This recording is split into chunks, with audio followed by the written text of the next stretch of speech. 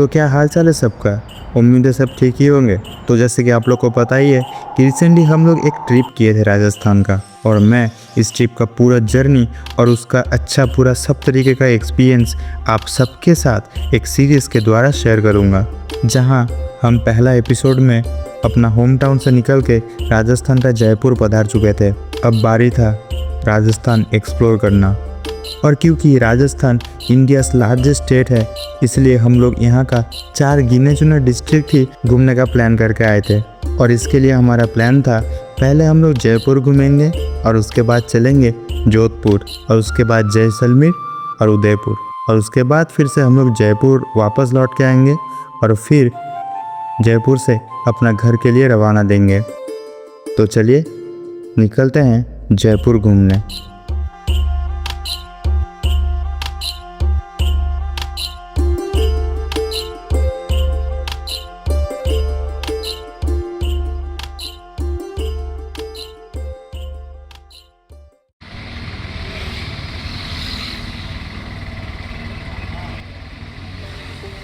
हम लोग सुबह का करीब 9 बजे जयपुर आ गए थे। उसके बाद पास में ही एक होटल में हम लोग चेक इन करते हैं, और क्योंकि पूरी रात हम में से कोई भी नहीं सोया था, इसलिए 2 घंटे का एक छोटा सा नैप लेके हम लोग निकल पड़ते हैं अपना जर्नी पे।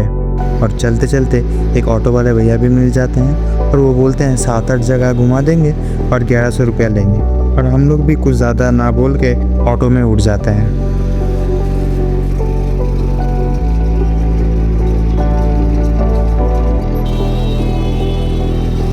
और ऑटो वाले भैया हमें पहले लेके चलते हैं जयपुर का एल्बर्ट हॉल म्यूजियम में,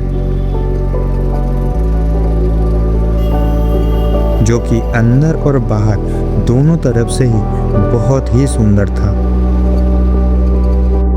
एल्बर्ट हॉल म्यूजियम पूरे राजस्थान स्टेट का सबसे ओल्डेस्ट म्यूजियम है। ये बिल्डिंग डिज़ाइन किए थे सैमुअल स्विंटन जैकब ने, जिनको असिस्ट किए थे मीर तुजुमुल। और मैं सच कहूँ तो जब इसके अंदर घुसा तो एकदम से ताज्जुब रह गया था मैं, यहाँ का एक एक कलेक्शंस, एक एक चीज़ें देख के। हिस्टोरिकल बैटलफील्ड इक्विपमेंट्स और उसके साथ साथ अनोखे कुछ कामें जो शायद ही आजकल होते होंगे।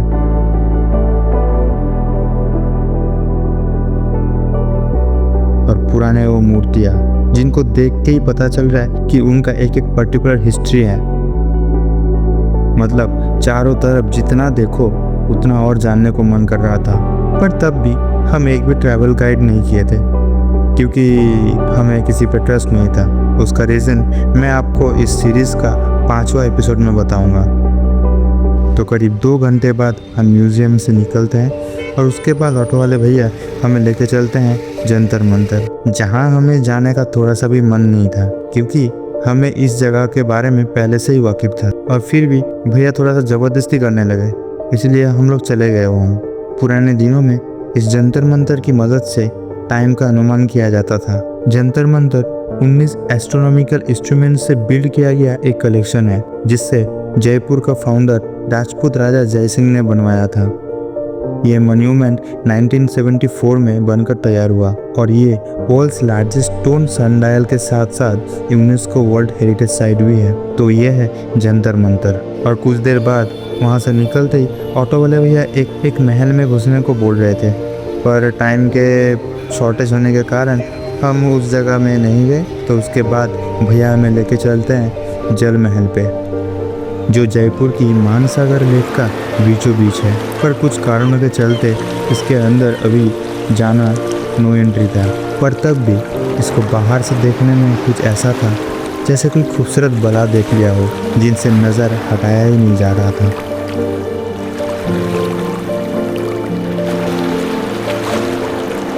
तो जल महल देखने के बाद हम निकल पड़ते हैं अमेर फोर्ट की तरफ, और वहाँ जाते जाते हमें थोड़ा सा भी बोर फील नहीं हुआ, क्योंकि वहाँ का रास्ता ही कुछ ऐसा था। तो वहाँ पहुँचते ही वहाँ का गाइड बोलते हैं कि ऑटो ऊपर नहीं जा सकता, इसलिए हमें जीप करना पड़ेगा, और इसके लिए हमें एक्स्ट्रा 1500 रुपया देना पड़ेगा।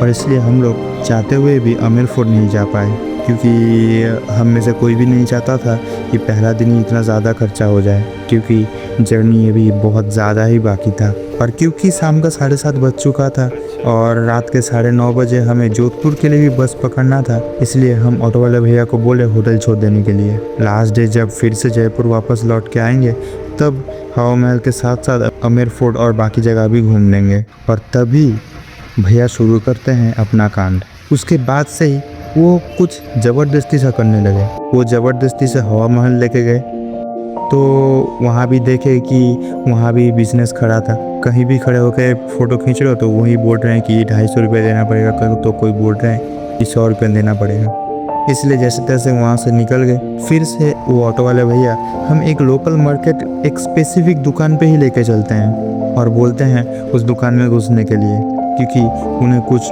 एंट्री करवाना था उनका।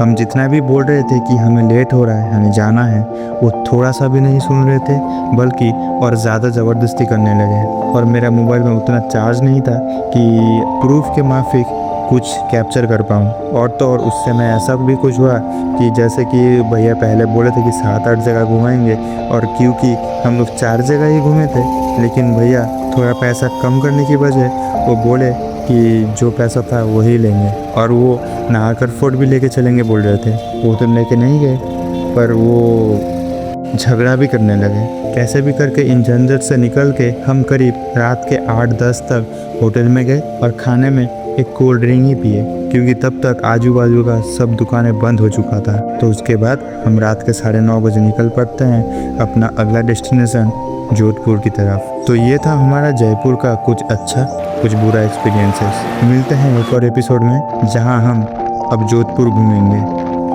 और उम्मीद है वहाँ सब कुछ ठीक रहेगा।